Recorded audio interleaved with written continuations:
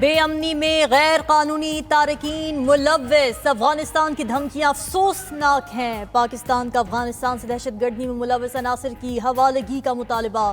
نگراں وزیر اعظم انوار الحق کاکڑ کی نیوز کانفرنس، بولے افغان رہنماؤں کے حالیہ بیانات کے بعد حملوں میں تیزی آنا معنی خیز ہے۔ افغانستان کی عبوری حکومت کالعدم ٹی ٹی پی کے خلاف کارروائی کرے۔ افغانستان میں عبوری حکومت آنے کے بعد سرحد پار دہشت گردی 60% بڑھ گئی۔ دہشت گردوں کی معلومات افغان حکومت سے بھی شیئر کی، بدقسمتی سے افغان حکومت نے ٹھوس اقدامات نہیں اٹھائے۔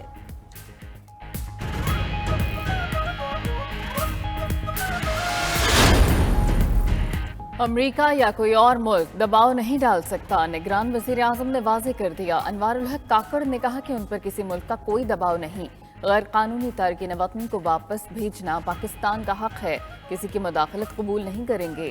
کچھ بھی ہو جائے، غیر قانونی تارکین کے متعلق پالیسی سے واپسی ممکن نہیں۔ اب تک 2.5 لاکھ افراد افغانستان واپس جا چکے۔ جعلی پاسپورٹ پر بیرون ملک جانے والوں کی انکوائری جاری ہے۔ بے نامی جائیدادوں کا دہشت گردی سے گہرا تعلق ہے۔ دہشت گردی میں امریکی اسلحہ استعمال ہو رہا ہے۔ افغانستان میں چھوڑا گیا امریکی اسلحہ بلیک مارکیٹ میں فروخت ہو رہا ہے۔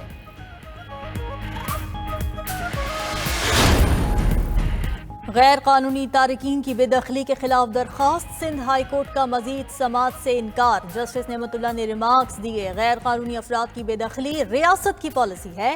عدالت کسی بھی صورت ریاست کی پالیسی میں مداخلت نہیں کر سکتی۔ پاکستان کا قانون صرف پاکستانیوں کا تحفظ کرتا ہے۔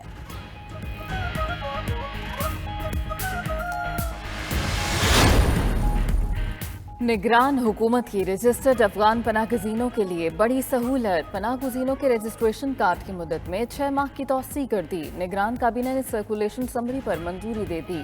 پی او آر میں توسیع کا اطلاق رجسٹرڈ پناہ گزینوں اور فیملیز پر 31 دسمبر تک ہوگا۔ ملک میں رجسٹرڈ افغان پناہ گزینوں کی تعداد 13 لاکھ سے زائد۔ ہم اپنے ملک کے لیے اپنے دادا کو، اپنے بھائی کو، اپنے بیٹے کو، اپنے والد کو قربان کر سکتے ہیں، تو یہ ہمارے اوپر فرض بنتا ہے کہ ہم شہداء کے لیے کھڑے ہوں۔ ہم یہ سمجھتے ہیں یہ ملٹری کورٹس کی جو بندش ہے یہ بلوائیوں انتشاریوں کی سہولت کا باعث بن سکتا ہے۔ خدا نخواستہ شہید والد اور باقی شہداء کے حوالے سے میرا دل خون کے آنسو ہوتا ہے کہ جب آج مجھے پتہ چلا کہ شہداء کے خون سے اس ملک میں غداری ہونے جا رہا ہے۔ فوجی عدالتیں فوری بحال کی جائیں، شہداء کے لواحقین کا مطالبہ۔ لواحقین شہداء کا فیصلے کے خلاف سپریم کورٹ سے رجوع کا بھی اعلان۔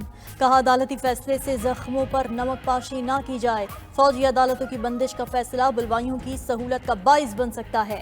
عوام سپریم کورٹ سے مطالبہ کریں، فوجی عدالتوں کو کام کرنے دیا جائے۔ دہشت گردوں کو کوئی رعایت نہیں ملنی چاہیے۔ آفیشل سیکرٹ ایکٹ کو بھی بحال کیا جانا چاہیے۔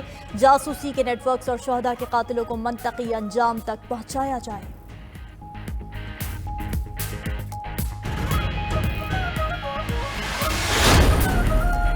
صدر عارف الوی کا نگران وزیر اعظم کو خط، کہا کہ بنیادی حقوق اور ہموار سیاسی میدان کے متعلق تحریک انصاف کے خدشات پر غور کیا جائے۔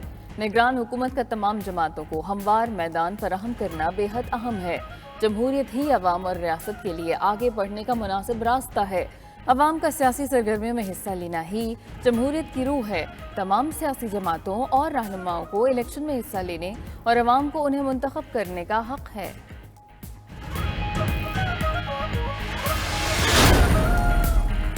چیف الیکشن کمشنر سکندر سلطان راجہ سے تحریک انصاف کی قانون ٹیم کی ملاقات۔ بابر اعوان اور بیرسٹر گوہر نے انٹرا پارٹی الیکشن سے متعلق کیس کا تحریری فیصلہ جاری کرنے کا مطالبہ کیا۔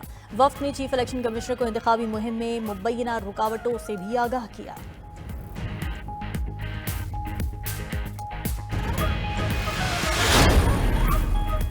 سائفر کیس میں فرد جرم لگائے جانے کی کارروائی سپریم کورٹ میں challenge. Chairman P T I نے ٹرائل کورٹ کی کارروائی کے خلاف وکیل حامد خان کے ذریعے درخواست دائر کر دی۔ اسلام آباد ہائی کورٹ کا 26 اکتوبر کا حکم نامہ کالعدم قرار دینے کی استدعا کی۔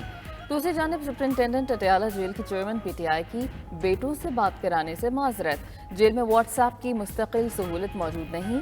آفیشل سیکرٹ ایکٹ عدالت میں جواب جمع کرا دیا۔ کہا کہ 18 اکتوبر کو خصوصی اقدامات کر کے چیئرمین پی ٹی آئی کے بیٹوں سے بات کرائی۔ سپرنٹینڈنٹ جیل کی توہین عدالت کی درخواست خارج کرنے کی استدعا۔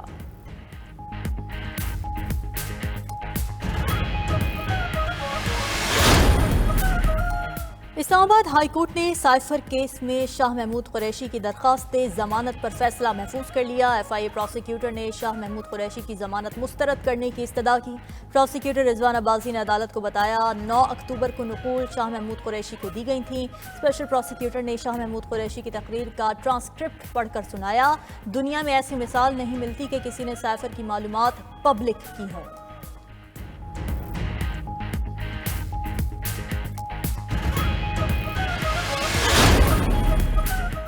فراڈ کیس میں گرفتار فواد چودھری اڈیالہ جیل منتقل۔ اسلام آباد کی عدالت نے فواد چودھری کا 14 روزہ جوڈیشل ریمانڈ دیا۔ فواد چودھری کی عدالت پیشی کے موقع پر میڈیا سے غیر رسمی گفتگو، نواز شریف سے سیاسی درجہ حرارت کم کرنے کے لیے کردار ادا کرنے کی اپیل، سیاسی جماعتوں کے درمیان مذاکرات پر بھی زور دیا۔ دوسری جانب جہلم میں فواد چودھری کے خلاف ڈکیتی، قبضے اور تشدد کا بھی مقدمہ درج۔ ایف آئی آر کے مطابق فواد نے اسلحے کے زور پر مکان اور سامان پر قبضہ کیا۔ فواد چودھری پر 3 سال قبل ایک شہری کو قتل کرانے کا بھی الزام۔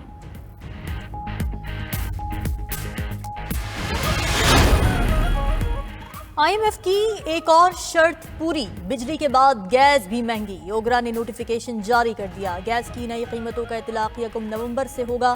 ادھر آئی ایم ایف کی نئی ڈیمانڈ، دسمبر کے بعد سے ٹیکس محصولات کا حجم بڑھانے کا پلان مانگ لیا۔ ٹیکس گزاروں کی تعداد بڑھانے اور چوری روکنے کا طریقہ کار طلب، بیرونی قرضوں کی نومبر اور دسمبر میں ادائیگی یقینی بنانے کا مطالبہ، مشکلات سے نمٹنے کے لیے نجکاری بانڈ کا مشورہ، ایئرپورٹس آؤٹ سورسنگ پلان رواں ماہ ہی بنانے کی سفارش۔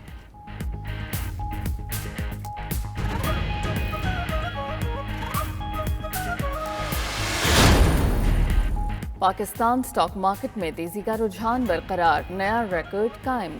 سٹاک مارکیٹ میں 525 پوائنٹس کا اضافہ، 100 انڈیکس 54,261 پوائنٹس کی سطح پر بند ہوا۔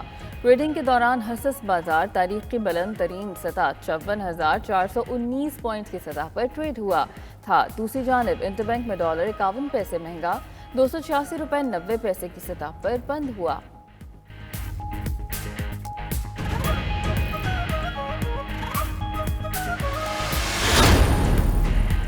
نگراں وزیر اعظم کا ای سی سی اجلاس کے لیے ازبیکستان کا دورہ، انوار الحق کاکڑ کی تاشقند میں ازبیکستان کے صدر شوکت مرزا سے ملاقات، سیاسی، تجارتی، اقتصادی، سلامتی، دفاع کے شعبوں میں تعاون پر تبادلہ خیال، علاقائی اقتصادی انضمام کے لیے معاہدے کو جلد حتمی شکل دینے کا عزم، ازبیکستان افغانستان پاکستان ریلوے منصوبے کی جلد تکمیل کا عزم ظاہر کیا، غزہ کے بحران اور دیگر علاقائی اور عالمی امور پر بھی بات چیت۔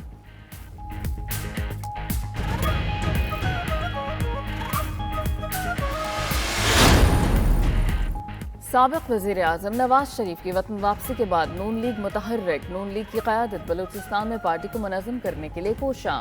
نواز شریف، شہباز شریف اور مریم نواز کے آئندہ ہفتے دورہ کوئٹہ کا امکان، بی اے پی کے سابق وزراء اور ارکان شمولیت کا اعلان کریں گے۔ نواز شریف نے گورنر ہاؤس لاہور میں مشاورتی اجلاس کیا۔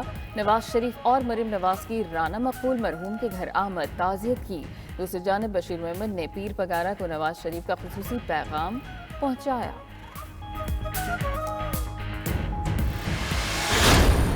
پاکستان پیپلز پارٹی کو کسی الیکشن پہ لیول پلینگ فیلڈ نہیں ملا ہے۔ لیول پلینگ فیلڈ ہو یا نہ ہو، میں آپ کو بتا رہا ہوں کہ پاکستان پیپلز پارٹی انشاءاللہ تعالی الیکشن جیتے گی۔ یہ پہلی بار ہوگا جب جیالہ میئر ہوگا، جیالہ سی ایم ہوگا اور جیالہ وزیر اعظم بھی ہوگا۔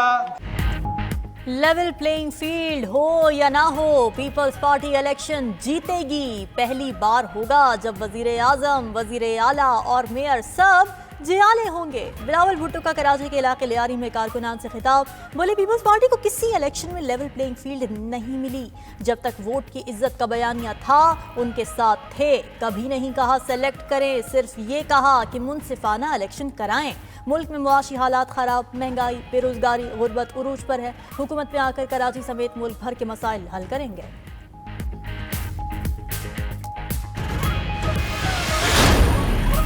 وزیر اعظم کی کرسی پر جس کو ہونا چاہیے تھا اسے نہیں بٹھایا گیا۔ عوام کے لیے نیا ملک بنائیں گے جس میں انصاف ہوگا۔ جہانگیر خان ترین کا راولپنڈی میں استحکام پاکستان پارٹی کے مرکزی سیکریٹریٹ کی افتتاحی تقریب سے خطاب۔ عبدالعلیم خان بولے، جہانگیر ترین کو چیئرمین پی ٹی آئی نے کوئی صلہ نہیں دیا، پی ٹی آئی والے بتائیں ان کا منشور کیا تھا۔ تحریک انصاف کے دور میں میرٹ کی دھجیاں اڑائی گئیں۔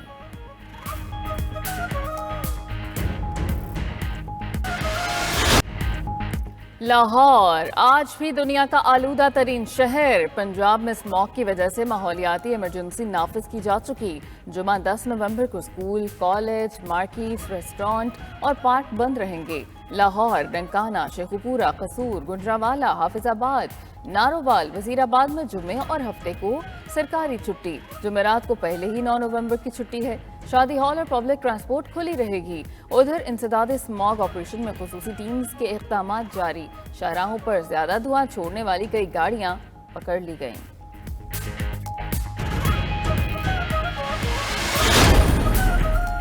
نگراں وزیر اعلیٰ پنجاب محسن نقوی کا کسانوں کے لیے احسن اقدام. گندم کی امدادی قیمت 4,000 روپے اور گنے کی قیمت 400 روپے فی من مقرر کر دی.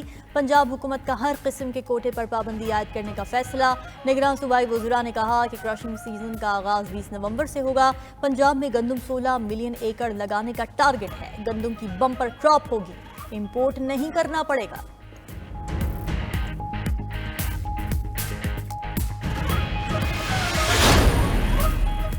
نگران وزیر اعلیٰ سندھ کی زیر صدارت محکمہ صحت کا اجلاس. مقبول باقر محکمہ صحت کے حکام پر برس پڑے. بولے کئی اسپتالوں کا دورہ کیا، کوئی صحیح نہیں چل رہا. اسپتالوں کی حالت زار خراب ہے. کہیں ادویات نہیں، کہیں ہیں تو مریضوں کو نہیں دی جاتی. آپریشن تھیٹرز بند ہیں. محکمہ صحت کیا کر رہا ہے؟ اسپتالوں کو جاری فنڈز جا کہاں رہے ہیں؟